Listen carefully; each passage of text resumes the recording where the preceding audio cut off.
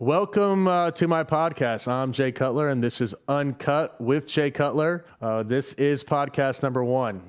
Not exactly sure what I'm doing, how this is going to go, what to expect, but we're doing it. And you're going to be along this ride with me. I'm going to be talking to friends, maybe some family, some people I played football with, some coaches, some people I don't even know. Want to learn some things, want to have some fun.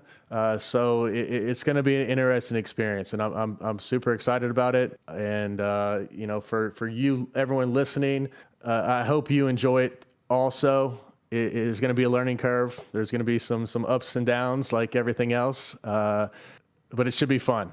And I just joined Twitter. That's kind of the newest phase in my life.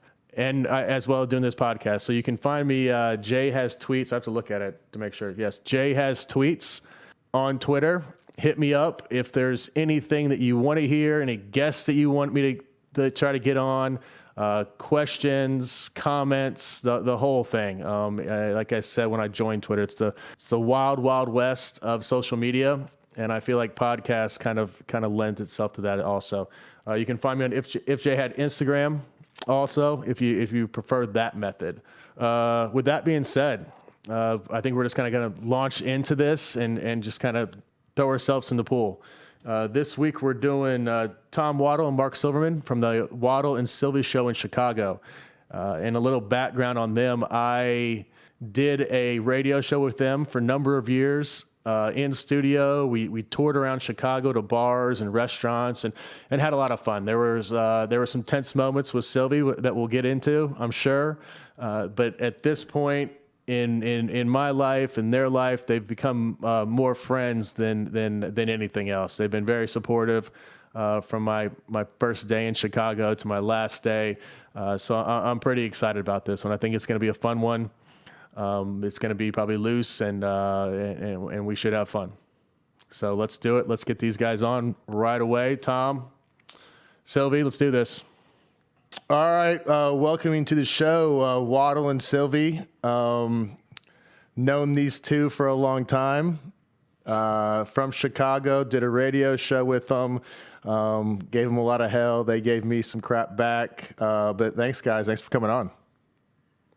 Thank you, man. Yeah, I said this just a minute ago. My goodness, the tables have turned. Before, you were the unwilling participant sitting next to us as we were trying to get stuff out of you, and now it's your job to try to get us to say something entertaining. Exactly. I don't know if unwilling was. I mean, you guys paid me, so yes, I was semi-willing to do it. The first 20 minutes, though, were always a little bit tense. And then the last 40 minutes were fun as hell. Yeah. But, you were certainly willing. And well, that's because the first 20 minutes of it, you wanted to be, the hard-hitting reporter and just grill me, right, Tom? Morally safer. Yeah. I was there to provide some sort of buffer between the hard-hitting interview and, hey, let's just have some fun and talk about things outside of football. But Silvy and I always say, Jay, at times it was tense. 99% of the time, it's some of the best radio that we've ever done over the course of the 14 plus years that we've been together. And we do take a little bit of credit for bringing your effervescent personality to the masses in Chicago that hadn't seen it prior. A lot of credit. Yes. He said a little bit. You said a lot. So we'll split the difference. I appreciate that, you guys saying that, and I will give you guys a lot of credit. We had a ton of fun. For everyone listening and viewing in, I did a radio show for how long did we do that? Silvy, you would know. 4 years, 3 years. Well, you used to call in a lot. Yeah, we called in, and then 2 or 3 years. 3 years. Yeah. And the one thing, Jay, that I'll always say is, I think you were the only quarterback in the National Football League that did a weekly show in front of a crowd. Yeah, there are other guys who used to call in, like Eli would call into the Fan, I think. Brady has always called in weekly. Guys call in. But to have you there the Monday or the Tuesday after a game, we would have 500 to 1,000 people. And it was just incredible at times. Yeah, I mean, we toured around. We went to the bars. I mean, we were kind of all over Chicago for a little bit. It was a lot of fun, and I think you guys did a really good job of bringing out kind of my personality and having fun. And I do owe you guys a debt of gratitude for that one.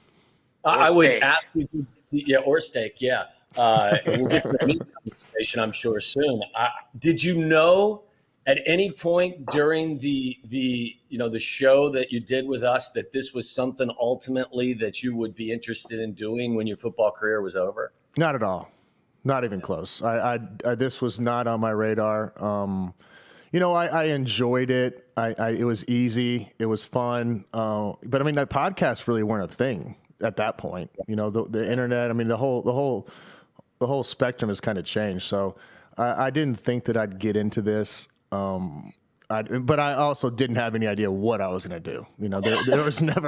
There was never a point in my career where I was like, hey, as soon as I'm done, I'm going to launch into X, Y, and Z. It was more just, hey, I'm going to play football until I don't want to play football, or they tell me I can't play football, and then we'll figure that out. So I think that's been kind of the journey the last couple of years, saying, hey, like, what exactly do I want to do next? And I want to make sure it's fun. I want to make sure it's not something that I dread doing a year from now, and all those things. So that's been kind of where I've landed on this. And this is fun. I mean, being able to talk to guys that I'm comfortable with, cool with, and going forward, talking to people that I can learn some stuff from, and it's going to be an interesting journey. So I'm looking forward to it. How long's the list? The list of comfortable people, yeah, like of the comfortable people. How long? Where does it start and where does it end? I mean, it's like 1, and then it stops like at 3. I'm joking. We got a good list. I mean, I think we're scheduled out here for a little bit of time, but there's also, like, in this world, as you guys know, there's something that happens every day, once a week. So there could be anybody that hopefully pops in and we're able to talk to, and that's the idea about it. I mean, so we'll see how it goes. I mean, I'm not sure. I'm kind of flying by the seat of my pants right now. Are we allowed to swear? Yeah, say whatever you want. I think. I can. I was wondering. I was just going to say, if we're your first guest, that's a shitty list. It is. I mean, I mean, what if I tell you you're my 12th guest? But then it's a great list. It's a great list. Okay. To kick off your career in this field, to have Silvy and me doing this, I would just say, wow. I mean, I don't know. Get that list going, will you? It's going. You guys will be fine. And I think I did it more for Silvy than for you. Of all the years of me abusing him on air. Wait, look, I gotta say, like, I've been telling my friends, I'm like, you're not gonna believe this. Yeah. We're fucking going on Jay Cutler's podcast. And I'm like, he's totally got something. Like, this is going to be like a Maury show where someone comes out from behind the wall. Silvy, I've got a surprise for you after all these years of torturing me and asking me questions. This now is for you. The tables are turned. Exactly. I thought about doing that, but opted out. What do you? I mean, you guys are still doing your show and everything, right? Yeah, I hope so. Until they tell us not to. Listen. Did last year you guys just did it remote, or? Yeah. Yeah. Are you guys back in studio or no? Oh yeah, we've been back in studio for a very long time. We did it remote. How long would you say, Silvy, we did it remote? Maybe, was it 3 or 4 months? Well, you I obviously do it longer. I don't. Yeah. I went through. I was diagnosed with non-Hodgkin's lymphoma a year ago, April. Yeah. Yeah. So, like, last summer at this time, Labor Day is my 1-year anniversary of my last treatment for chemo. So I had to be inside more, until everything kind of got in the clear. And now I'm living life again, maybe living life a little harder because I'm on the other side of this. But yeah, so how are you living life? How are you living life harder now? Just enjoying life and just enjoying life more, or? Yes. Okay. I mean, with the kids, like this weekend, I was in an indoor water park. Who gives a I Great America yesterday. I'm just appreciating being out more. than I ever have. I mean, to go through last year, with everything total, it just makes you sort of appreciate. Believe me, I'm still a red ass, and I still stress over everything, as you know. Yeah, Waddle can attest. But it makes you appreciate when you can actually live and drink and have fun. Yeah, I mean, I would say this as well, Jay, because like the Silvy that you were first introduced to the Silvy that exists today, he's married, he's got 2 kids. Yeah. He's gone through some things in his own life. He used to grip the bat handle, as you know, so tight it would turn into sawdust in his hands.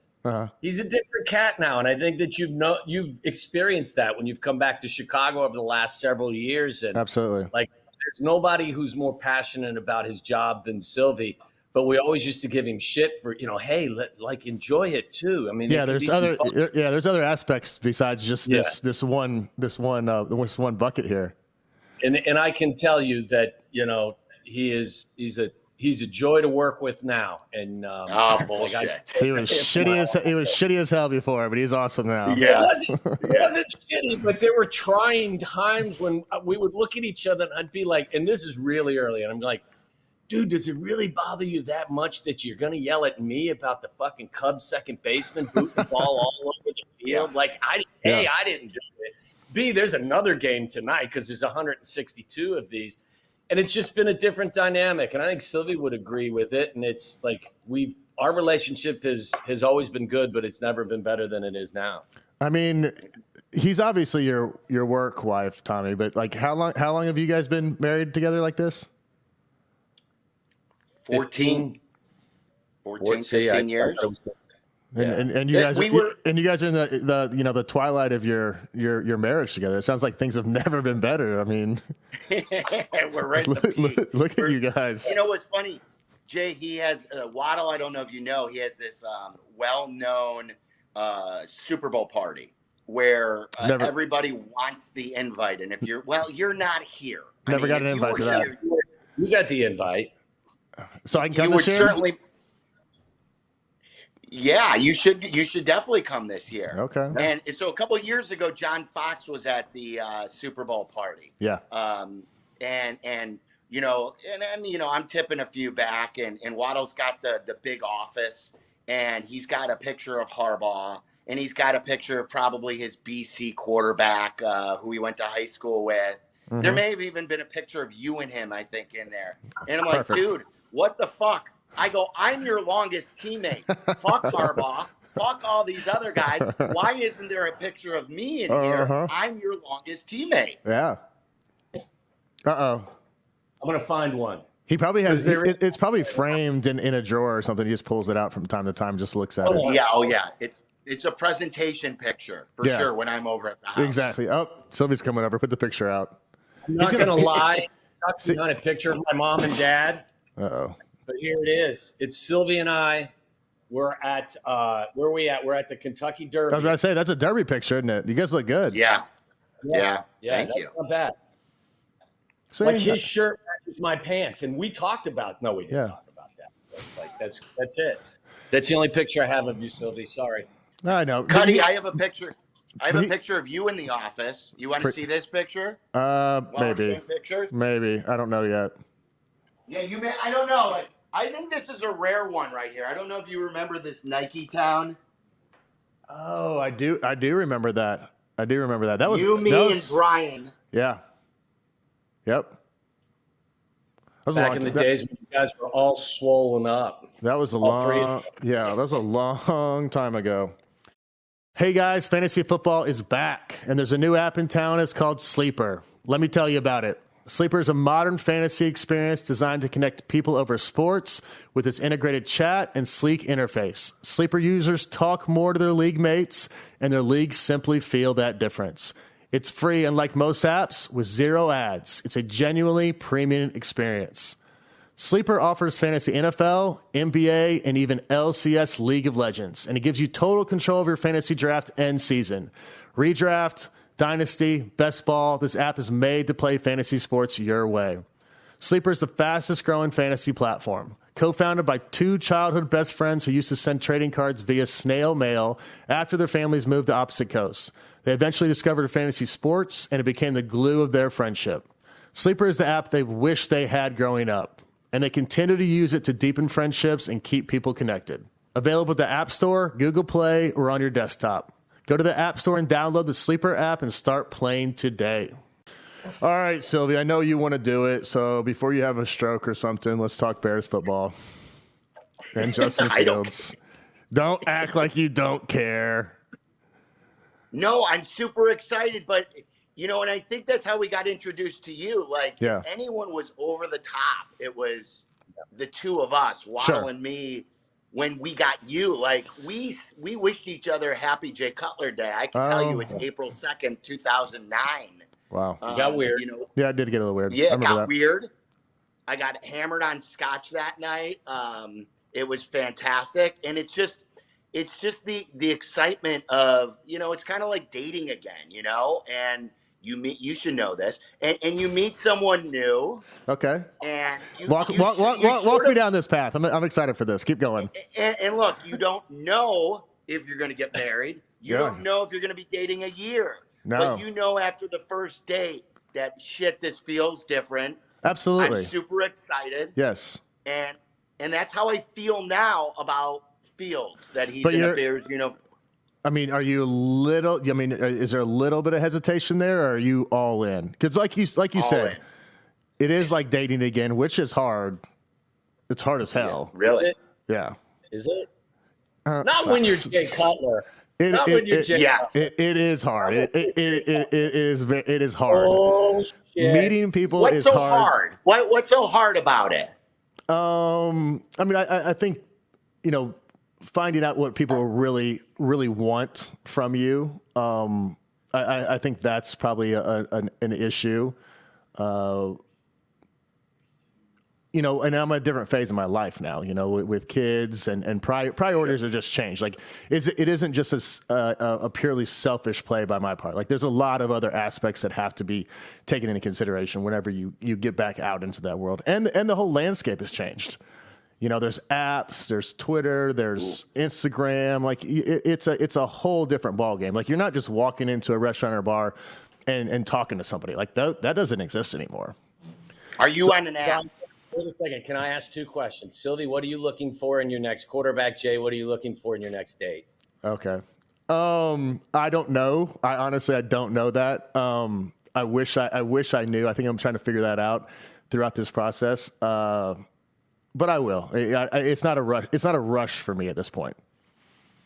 Okay. And what I'm looking for is, I am looking to rush. I am looking to get excited. You're looking to fall in love. Celebrate ASAP.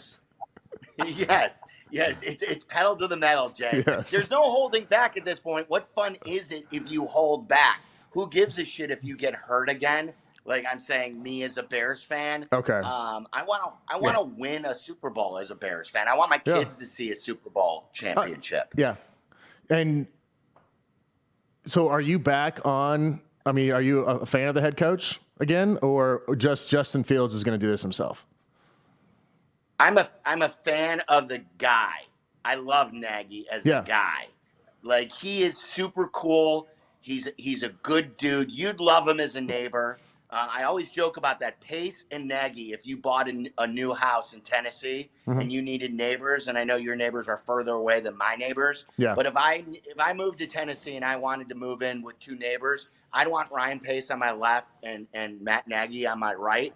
They're great neighbors to have, but do I want them as my coach and my general manager? And look, I think Matt Nagy, the thing that I hesitate about, Jay, is I still don't know if he's a good offensive coordinator. They always rate at the bottom. He fired himself as the OC last year. In the short stint as OC under Andy Reid, remember that game against Tennessee, he abandoned the run. I like Matt as a leader. I don't love him running my offense, if that makes sense. Yeah, it makes sense to me. Like, you want Matt and Ryan to come over for a cookout, but you don't want them calling your plays or picking your talent. And there was some bad news that we got today as well, that Tevin Jenkins, a guy they moved up for in the second round as their offensive left tackle of the future, is having back surgery today. So we go back into that conversation again about whether or not you were aware of some of the damaged goods, or this is something that happened once he became a Bear, but it's been bad news. I agree with everything Silvy said. You want to talk about a couple of great guys. Matt Nagy and Ryan Pace are wonderful guys. Their track record's a little sketchy right now, so I think the jury is more than a little bit out on both of them. Yeah, I mean, I think you guys are 100% correct. And I think the problem with Nagy is he came in as the OC, his offense, it's his baby. And I think it's really hard for someone, like if you have a ton of success in that world, I think it's easy to mentor somebody and kind of oversee it. But like, if you're kind of stop and go up and down, like him as a person, I'm sure wants to go out there and prove like, hey, I can call plays. I can make this happen. So it's a difficult spot for me. Is he calling them now?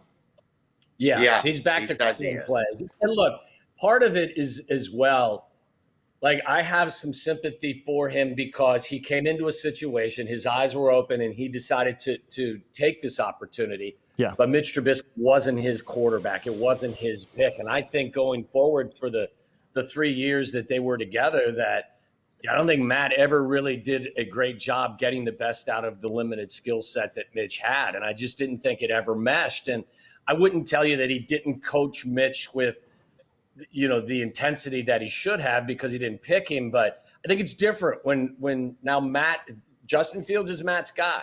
Yeah. So I think that there's a different dynamic. Am I guaranteeing that it will be a better outcome? No, I think the jury is still out. But I think that the marriage between the coach and the quarterback that is so important when the coach is an offensive guy, it's good to have your guy in there. And Jay, you could probably speak to that, the different places that you've been. If you aren't the guy that was selected by the head coach, there's always going to be a little bit of friction that may keep you both from reaching where you should be. Oh, on both sides, there's going to be that little bit of doubt in there saying, you go into a game thinking, all right, these guys aren't 100% behind me. I've got to go out there and, I can't just do my job. I got to do a little bit above that to win their approval.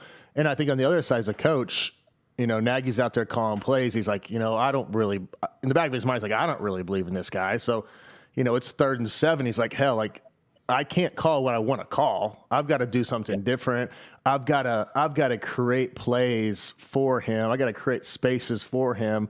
And that's hard. The way the NFL is right now, it's hard as an offensive coordinator to, dial up, that touchdown pass that Justin Fields hit. That's a great call. He's, the tight end snuck it.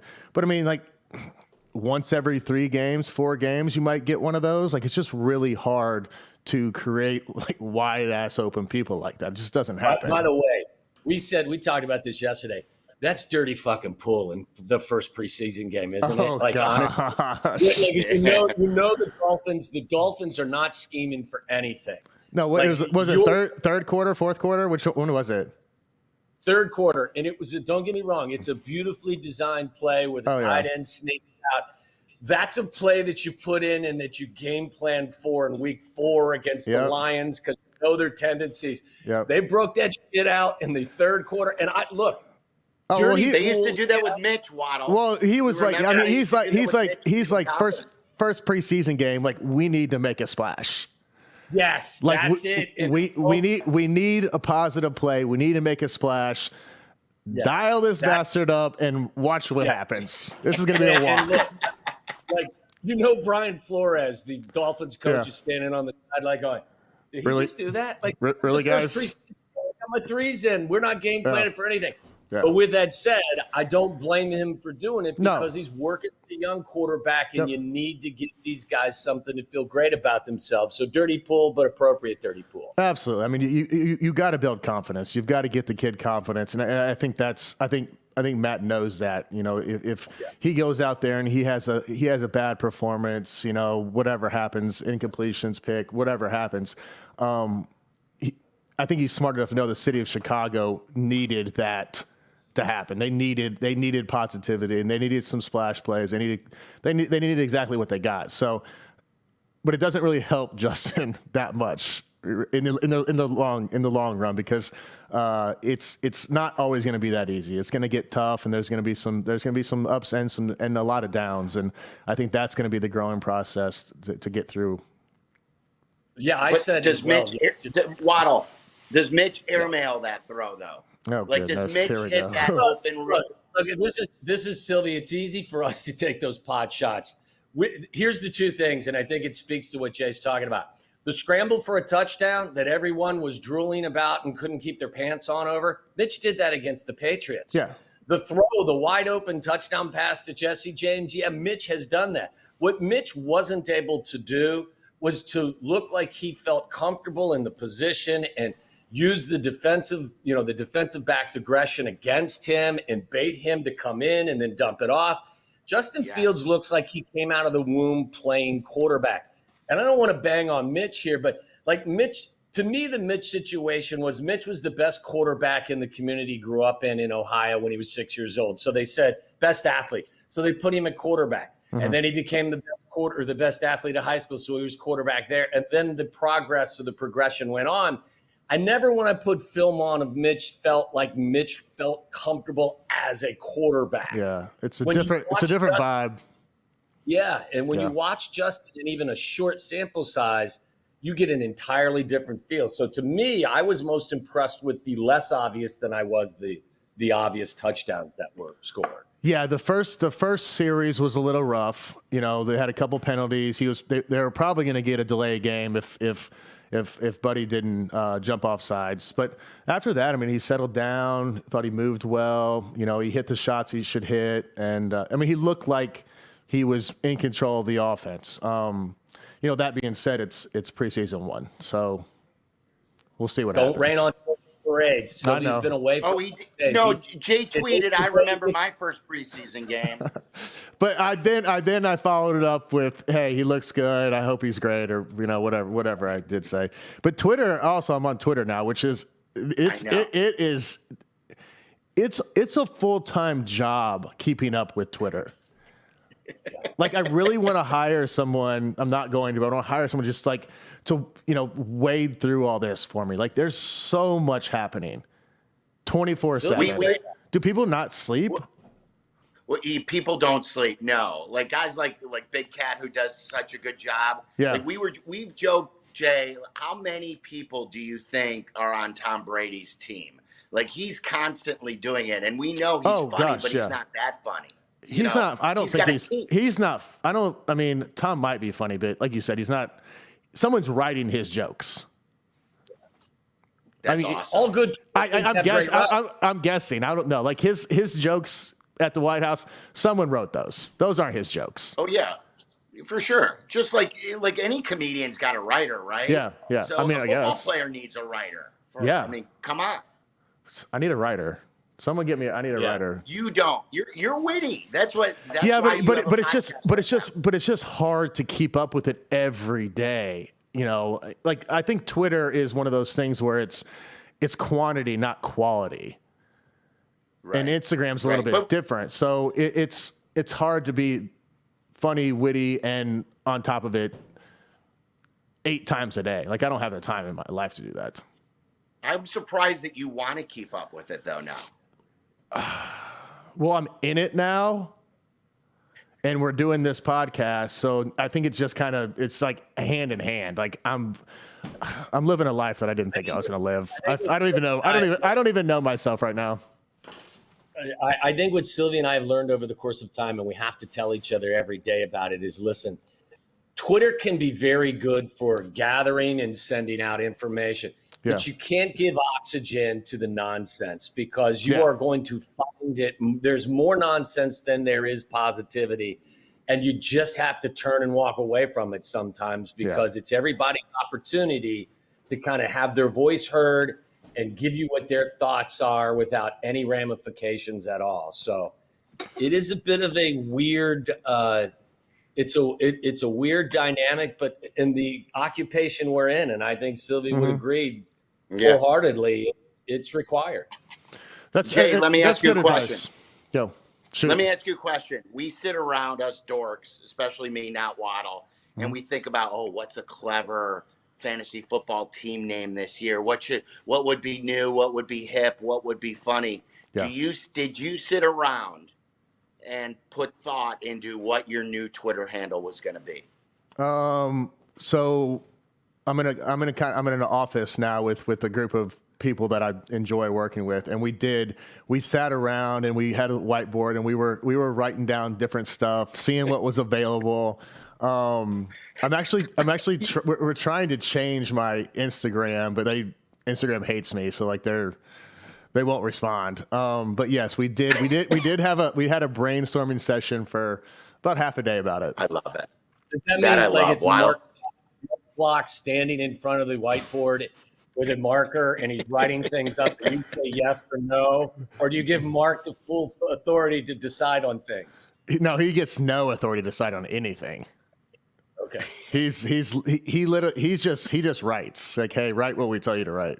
Hey, can we talk about, I just saw this new taunting penalty. Is this a thing? Yes, yeah. Waddle. Yeah, I brought this up to Waddle. I don't like it. I mean. So what is the penalty? Can someone explain it to me? Like, what can't you do? I think you can't. I believe you can't do something directed at someone.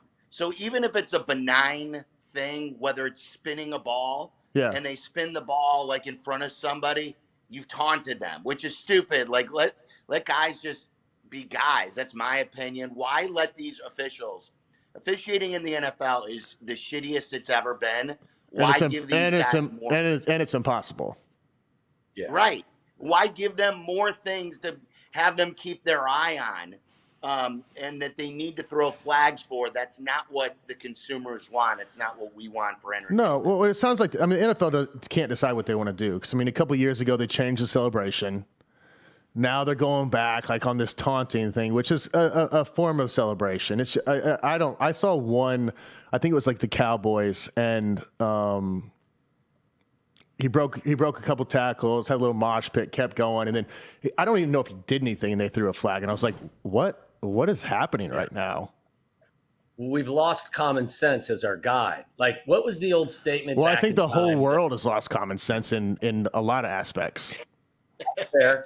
That's fair. But the old statement was, what is porn? You'll know it when you see it. Yeah. Like, I would use the same principle. What is an inappropriate celebration? You'll know it when you see it. It's Absolutely. When you take the football, throw it at the head of the defender who was covering you. That's a taunting penalty. 99% of the other stuff isn't. If you're not outwardly showing disrespect to the person that you're playing against, then celebrate your ass off. I don't care. I mean, I think that's what the people want to see. It's fun. It's fun. It's a fun game. Like, let's enjoy it. Yeah. Waddle.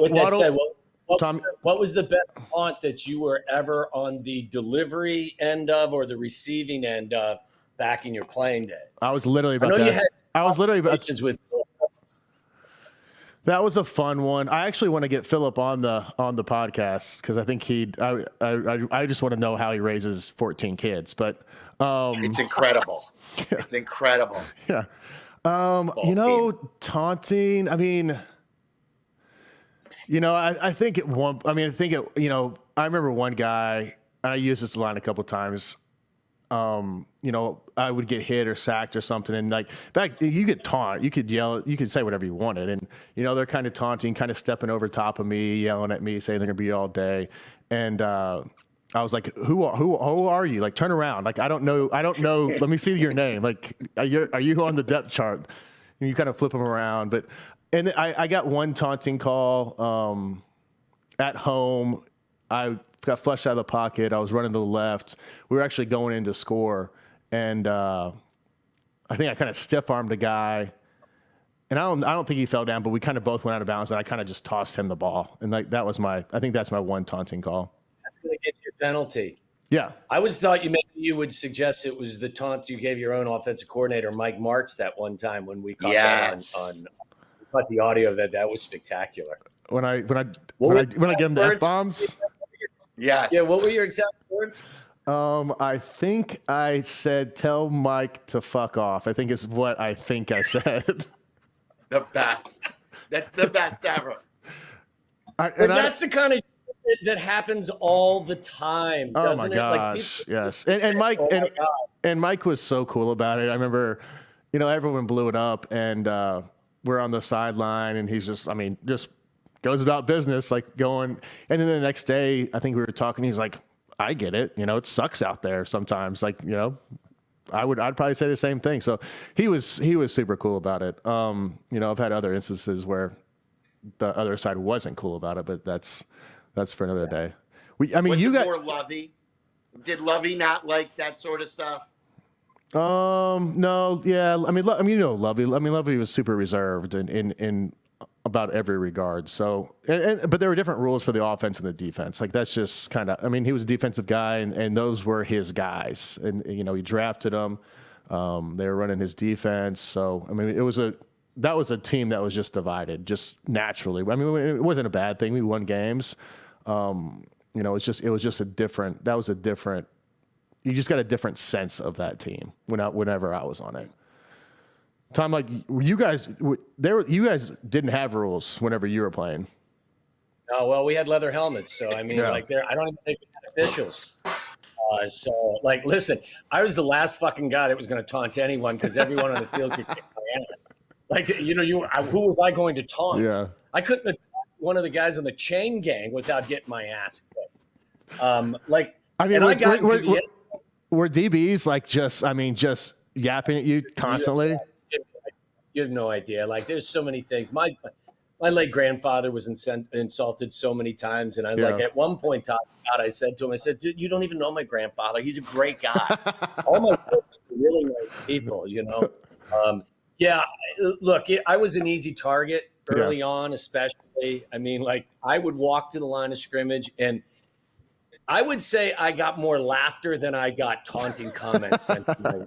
Like, who's this guy? I mean, you know, like, what are you going to like? There was one time I walked out. It was the opening game, I think, of the 91 season, where I think Todd Scott said to me, "What are you going to do?" I mean, it ended up working out okay, but like I got into the end zone so infrequently, I didn't have a big celebration, you know. But I mean, you moved the chains. Like you were kind of one of the first like third down guys, really. Yeah. Like they asked me to do some shit that I wouldn't ask people I didn't like to do. Yeah. But hey, run across the middle, catch the ball, and get your head knocked off. You know, I tell people all the time, I had a couple of God-given gifts, and one of them was I really didn't care if someone whipped my ass. I mean, that's kind of, I've got a different feeling about it now. I don't, at 54, don't want anyone to whip my ass. But back in the day, getting lit up didn't bother me. And I guess, you know, to be honest with you, that truly is, you know, an intangible, I guess, that 100%. Like, I didn't care. I wasn't afraid to do it. I couldn't run past anyone, but if you asked me to sit down between the inside and outside linebacker, I didn't have a problem with it. But no problem. I mean, the rules were different. You're right. Like I got hit. I got a scar on my chin. I had 25 stitches. I got like 13 on the inside and 12, you know, on the outside. It was a gross hit. And Thomas Everett was in Tampa in '94. Thomas Everett come across the field. Steve Walsh was my quarterback at the time. He threw me a medicine ball. What that is, that's a pass that will send you to the doctor. Threw a medicine ball across the middle. And Thomas Everett just jumped in the air, lowered his head, and hit me square on the chin and knocked me out in the middle of the play. I don't believe they penalized Thomas Everett for the hit. And B, Wani was our coach, and Wani was part of the Dallas group from years past when Thomas Everett was on the team. Yeah. And they asked Wani about the hit, and Wani was like, I thought it was kind of clean.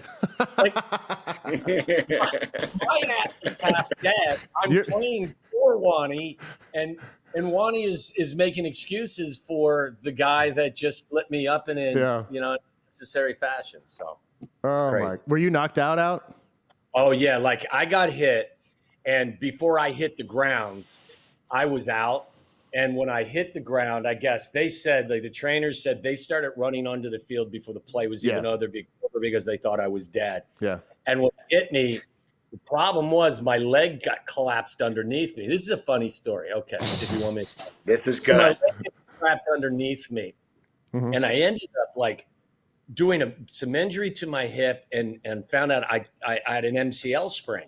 Oh so as well as my face, and there's a picture of the trainers walking me off. That they said we're going to bring out the you know how we were back in the day. Oh, yeah. I'm tough than everyone else. Yeah. They're like, we're going to bring out the cart. I said, don't you fucking bring the cart out. I'm walking off this field. And they're holding my face together, and we walk off the field. We get into the locker room. It's like late in the second quarter.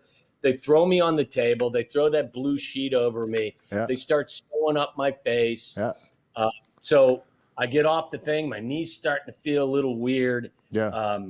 They say, I go, I'll give it a try. So they took a knee pad and wrapped it around my chin strap to protect my face. They taped my knee up almost in a brace. My hip was starting to swell, but we didn't even address that. Don't worry about that one. Don't worry about that one. I go out, early before everyone else comes out at the half, and I'm out there trying to run hitch routes, just 6-yard hitch routes to see if I can play. And I get to 5 yards, and I plant my foot. My knee keeps giving out. My knee keeps giving out, and like I'm basically on a knee on the field in Tampa, and basically in tears because A, I'm so hurt. B, I can feel like this is the end of my career because I was older at the time, and I'm just like I can't and the trainer is like, you're done. And Wani comes running out across the field. And by the way, I love Wani now, but at the time, not that. He looks at the trainer and he goes, "Can he go?" And the trainer shakes his head, and I look at him and I go, "Coach, I chin's fine, everything else. I can't plant on my knee. I'm sorry, I can't do it." And he looked at me and he goes, "Son of a bitch!" And he turned around and he walked off. And I was like, pouring my own blood with a knee that was taped up, a hip swelling by the second, and that was really kind of the end of the time in Chicago. So. It's what can you do for me right now? It's changed a little bit, but back then that's what it was. You're going to go out there and produce or not. I understand the frustration as well, because the only reason I was actually playing and starting in '94 was because we had 3 healthy receivers because we were down. And when I went out, they only had 2 healthy receivers. So I understood his angst, but his delivery, as my wife and I always talk about, the difference between I left my shit on the floor and my wife coming over and saying, "Hey, you know what? I got a lot going on today. Is there any chance you can take that and put it in the laundry basket?" Or, "Hey, dipshit, I'm not here to pick up after your dumbass, okay? Why don't you?" So the delivery was a little bit, I would say, off. Yeah, he didn't really read the room in the moment at that point. Yeah. Well, the room where there was blood everywhere. So he should have been able to read the room. Let's figure this one out. Like a car wreck. And locker rooms were different. Like there was no social media, there were no cameras, there was nothing. Like it was a free for all of all free for alls. But it's what I miss most of it. If anyone would ever look, I played from the time I was 6 years old. I retired at the age of 29. I got enough football. I miss the guys. I miss I miss hanging out with the guys, playing golf on Tuesdays, bowling on during the season, on the off days, and just hanging out with guys. That's what I miss most about it. Yeah, I'll agree with that. You can find kind of competition, and I don't think you're going to find that level of competition that will match that. But that team surrounding, that camaraderie, being with the guys. For me, because I played football, basketball, baseball. I've been on a team since I can remember, 4 or 5 years old. So, whenever you're done, and then, they just that's acts out of your life. It's like, wait a second, like that's been almost a second, nuclear family for more than I've been alive. So, it's I've always different. Said that to Silvy when we've talked about it. Look, it's real. When you've done something your entire life, I was fortunate. I went straight from playing because I had to into working, but my job was in the media, and like the transition is very, very difficult. And I know what people will say. You've gotten a great start. You've made millions of dollars. I didn't make millions of dollars, but you get the point. Sure. But it's real. The void that's left from not being able to participate in something you've done your entire life, it leaves even the most well-adjusted. There's still a vacuum there that needs to be filled. Yeah, and maybe you will find that doing this is the closest thing to the adrenaline rush you get from competition. Going into it, I was very hesitant, even going into, starting this and before I even walk in the studio to do this, I'm like, gosh, I mean, I don't really want to do this shit. Like, let's be honest. Like, I can just go do something else or go home. But every time I do it, I'm like, okay, like this is fun. Like this is, you get that rush, you get that high. So it has been good, but it's hard to replace the other stuff. I don't think you can. I think you just have to deal with that, and you have to find your next best thing. Silvy, you've been quiet. You want to talk about our upcoming radio situation that we got? This is exciting, yeah, because I don't think we've mentioned it on the show. So Jay is going to be back, and Jay, I think we've settled on Fridays. Every Friday, Jay Cutler is going to be on the Waddle and Silvy show again, and now I don't have to worry about like bad stares after bad questions. I mean, I could. But like now we could talk football, do what we've done for the last 40 minutes. Absolutely. Tell some stories, talk some football, but just have fun. Like there's no expectation. I was joking with Waddle about this the other day. Like I'll never forget. Waddle was out one day, and I think it was right out at the end of the 13th season. I think you had just gotten your new deal. Yeah. And I think that was the time that you and I were going up and down, and you were fucking pissed at me. Uh-huh. And I looked at Yurko, and I had no Waddle that show. and I was at a Starbucks. And I've never asked Yurko for anything, because Yurko's one of those guys that if you're not busting balls, and he senses the weakness, he's going to pounce on your weakness. Uh-huh. So I just looked at him. I go, look, Waddle's not here. Yeah. Jay fucking hates me these days. Would you please have my back this time? But we've come a long way since 2013, and we've done a lot of, fun visits since then. And we still play the highlight when you were on the beach when you first got to town, and you thought you were calling into the Waddle and Silvy show, but you were really calling into Carmen and Yurko. Yeah. And you called in. You go, I called in to talk to Steve, and we're like, who the fuck is Steve? And you still went on anyway. I think you guys have been doing some day drinking, but that's how long this goes back to 09 to 21, and Jay's going to be on weekly again, and we're just going to have fun. It will, it will be fun. I'm looking forward to it. Like you said, there's no expectation, there's no pressure. We can have fun, and I plan to kind of go to a couple games. The boys want to go, so hopefully we can get up there and get in studio and have some fun with it. Yeah, in studio. Yeah. How are the kids? I mean, they're good.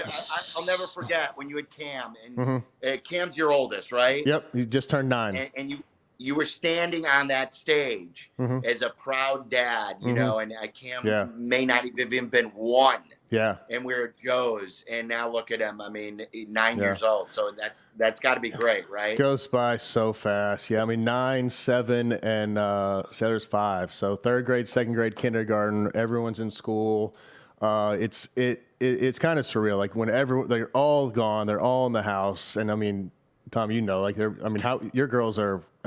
They're gone. Yeah, I'm the old guy here. My oldest is 28. The next one is 26. She had a birthday yesterday. Then we've got 23, and I've got a 17-year-old about to turn 18, and she just went to high school senior year, first class today. So, like, my wife and I are very close to being empty nesters, and we have a great relationship, but I don't think either one of us is ready to not have a kid now. It's been that way for 28 years. Yeah. So. I mean, your daughter's watched my kids at one point, a couple times. Yeah. I could never say that on the air because my daughter was babysitting for Jay's kids because you don't have any integrity as a radio. I was like, dude, I don't have any integrity as a radio guy anyway. You sold your house to John Fox, for goodness sake. Sold my house to John Fox. Yeah. I don't know how much you know of or how well you know Fox. Foxy's one of the greatest guys you'll ever meet. Oh, he was great. I mean, I loved him. I loved him as a coach. It was a weird situation, because he was coming in, leaving Denver with all the success they had there. That was a weird fire. He was coming into a shit show in Chicago. I was on my way out. It was different, but I saw really quickly why guys liked playing for him around the league. So it was cool. It was cool. Yeah. But it's just going back to kids. It's just amazing how kind of fast it goes. Like I feel like the days are slow and the years just tick off, one after another. You're going to let them play football if they want to? It's a great question. Cam asks me every single day. We watched the first preseason game, and he came down in one of my Bears helmets, one of my jerseys, and he just sat. I mean, the kid sat there for 2 hours in the helmet. I'm like, are you not? Is your neck not hurt? But he asks all the time, and it's one of those things that, it's going to be hard. It's going to be really hard to tell him no. Hey, you can't do this, especially with how much he loves it and how I did it. So it's going to be tough. I just want to get to a point where I feel comfortable with him being able to protect himself out there, him being able to handle himself, because Kristen's not a tall or large woman. Like she's very small, and Camden right now isn't the biggest kid in the class either. So as we get older, and I'm at a point now where I started. Tommy, you probably started really young, and I just don't know if that's really necessary. I've been reading books about there's a book called Range right now, and it's basically saying that these high level people have a lot of range when they're younger, doing different things. Like specializing in just one thing might not be the answer to be on the elite level. And I think that's true. I mean, I played a lot of different sports, and I didn't really concentrate on football until I was older. So I want to get them involved in all of my kids and involved in as much stuff as they want to get involved in, and kind of just let them have fun. They're kids. Yeah.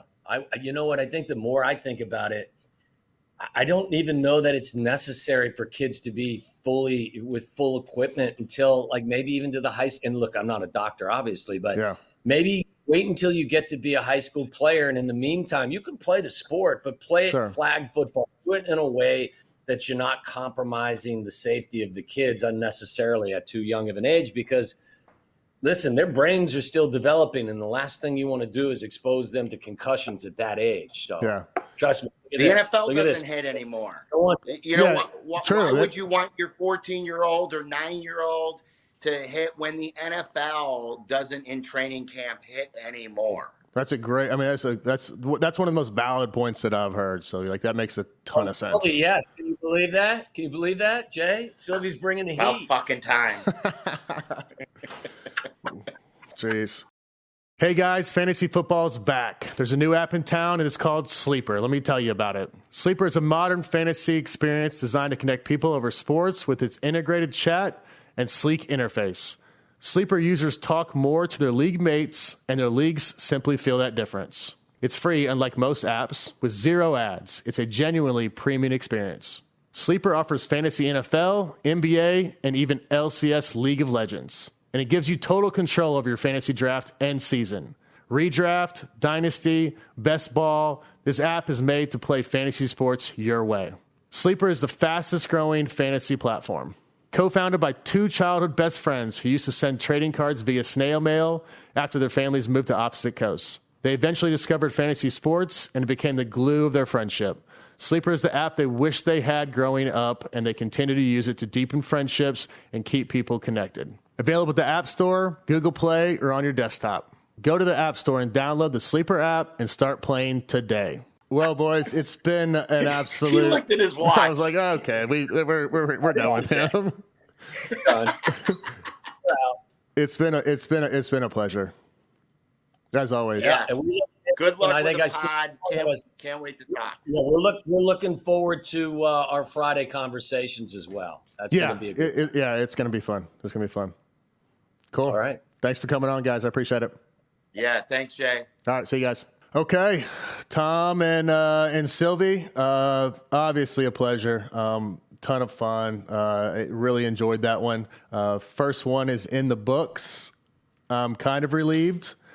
It went better than I expected. I hope that you liked it as well. Obviously, we're going to find out on Twitter and Instagram and everything else. And hit me up. I honestly, I do want to hear whether you liked it, what you didn't like, all the comments, because I feel like it went really well, but I'm sure that there's some things that people didn't like, or maybe not. Maybe it was a home run. But it was fun. I had fun. I hope you had fun too. I thought hope you laughed, learned a few things. Next week, Nate Bargatze. I probably butchered that. I'm sure I butchered that. I am a big fan though. He's a comedian. He's here in town. He's going to come in studio. He's got some Netflix shows. He has his own podcast, so I appreciate him taking the time to come. But I am super excited about this because I have a ton of respect for comedians. I think it's an unbelievably hard job to be funny on stage. So tune in next week, and I appreciate it. Thanks.